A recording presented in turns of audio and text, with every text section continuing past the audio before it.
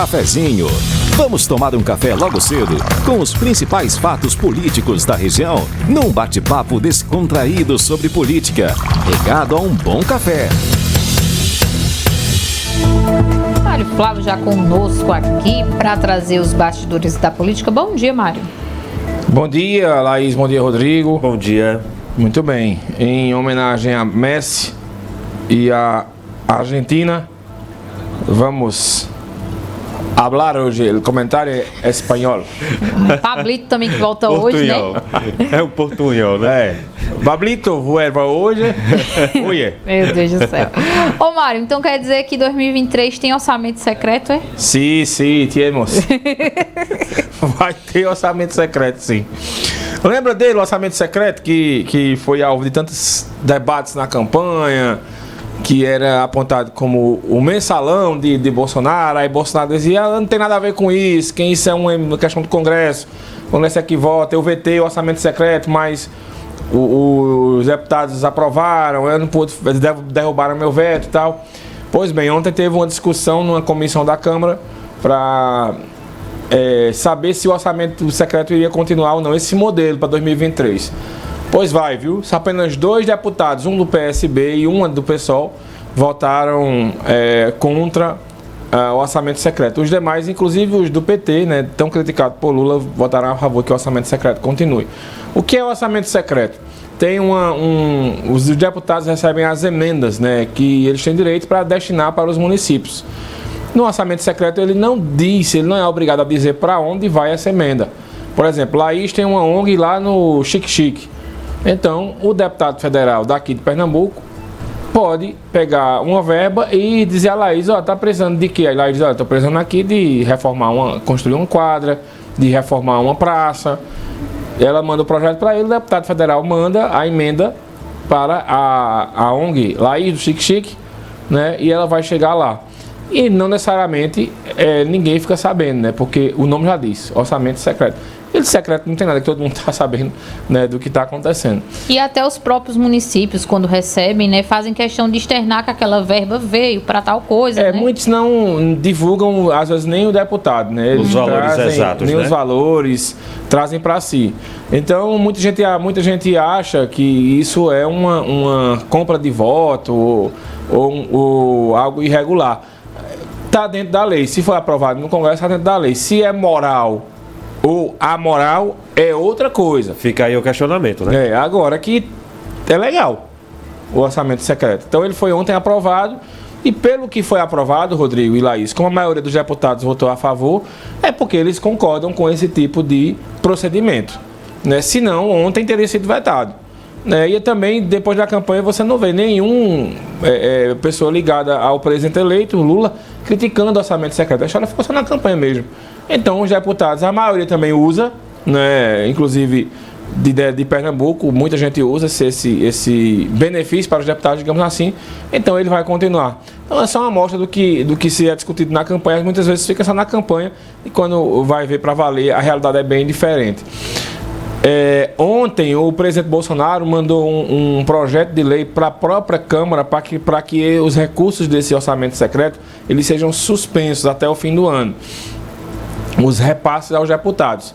E aí muita gente falou, não, é porque Bolsonaro está abusado com Arthur Lira, porque Arthur Lira teve uma reunião com o PT, mas na verdade é que veja como é a coisa de campanha e como é a coisa na prática. Se esses recursos forem liberados, Bolsonaro pode estourar o chamado teto de gastos, né, que é essa polêmica que está envolvendo aí a emenda da PEC, né, do teto de gastos. Então ele mandou vetar esses recursos para não estourar o teto de gastos e ele não ter problema fiscal mais na frente, quando as contas dele forem avaliadas aí pelo Tribunal de Contas da União. Então é uma coisa que bem polêmica e que vai rodar hoje, e lembrando que quem decide se esses recursos vão ser travados ou não é o próprio Congresso, são os próprios deputados. Se eles decidirem que não aí passa a boiada, como disse lá o Ricardo Salles certa vez em uma reunião. Pois é, tem o que fazer, né, Mário? Como você disse, é legal, se foi aprovado no Congresso, está dentro da lei e seguir o baile agora, né? É feito quando você tem um aumento de auxílio de alguma coisa numa Câmara Municipal ou numa Assembleia. Aí muita gente diz, vai aumentar a despesa. É relativo, isso é uma questão muito complexa para você dizer isso assim. Mas quando é aprovado pelos vereadores, pelos deputados, é uma questão que passa a ser legal. E aí não tem muito o que questionar. É analisado nas comissões, né? É, analisado, parecer jurídico. E aí depois os órgãos de controle eles opinam, né, sobre aquele assunto.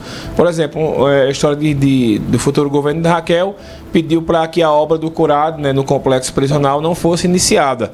Diz que só tinha 20 milhões em caixa e a obra custava 80 milhões. Eles fizeram a consulta ao Tribunal de Contas, o Tribunal de Contas disse, não, pode começar a obra. Então, se for ter problema na frente, ele já tem um documento respaldo, né? disso, um respaldo, um documento do Tribunal de Contas. Olha, a gente começou essa obra, não tem dinheiro, mas com o aval de vocês aqui, ó. Então, tá aqui. Então, essa é uma maneira interessante de você agir, de você estar...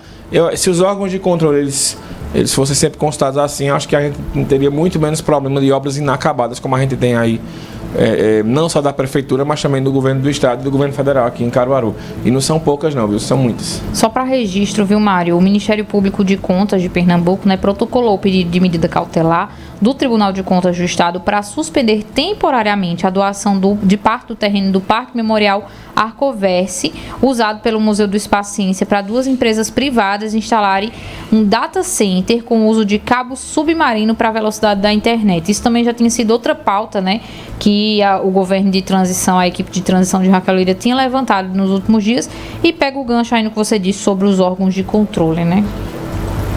Isso aí foi, se eu não me engano, o valor é 30 milhões, né?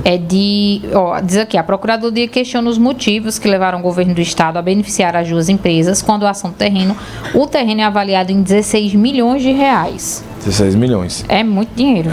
Então, o que é estranho, sabe, Laís, é que é na reta final do governo essa doação, entendeu? Aí isso abre um alerta para os técnicos aí do Ministério Público de Contas. Mas eu vou repetir, eu acho que se o governo fosse ter continuidade, talvez a gente nem ia ficar sabendo, né? Aí como é oposição, né, o pessoal, olha, é por isso que a alternância no poder, ela em algumas situações ela é boa, entendeu? É por isso que eu acho que não devia ter reeleição. Verdade. Né? Porque você tem uma possibilidade de alternar o poder, aí você fica sabendo de algumas coisas que, se fosse um governo de continuidade, você não saberia. É verdade. Porque o pessoal não questionaria esse tipo de situação aí e talvez até apoiaria, né, esse tipo de situação. Mas aí houve o questionamento e vamos aguardar os desdobramentos dessa história aí, porque é um terreno, você vê um exemplo de um mau uso do dinheiro público. O terreno da Feira da Sulanca aqui em Caruaru foram 11 milhões de reais lá na BR-104. Então, terreno doado por Eduardo Campos na época e para a construção da nova feira, o terreno está lá obsoleto até hoje. E não serve para absolutamente nada. 11 milhões de reais.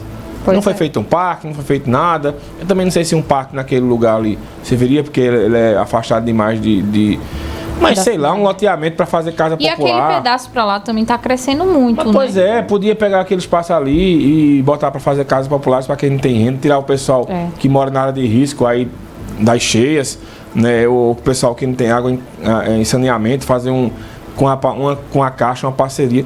Tem tanta coisa para ser feita, um espaço tão grande ali, uma região que passa o tempo, passa ali direto para ir para o polo de confecções, e tá lá um terreno enorme que não foi feito absolutamente nada. Parece que ninguém tá nem aí para aquilo ali. Pois é. Mário, 10 horas você volta para a política com mais informações, né? Isso. 10 horas a gente volta com mais informações. Também se dá de entrevista hoje, eu estarei aí no programa. A gente vai falar mais de política, porque a política não para. Política é dinâmica.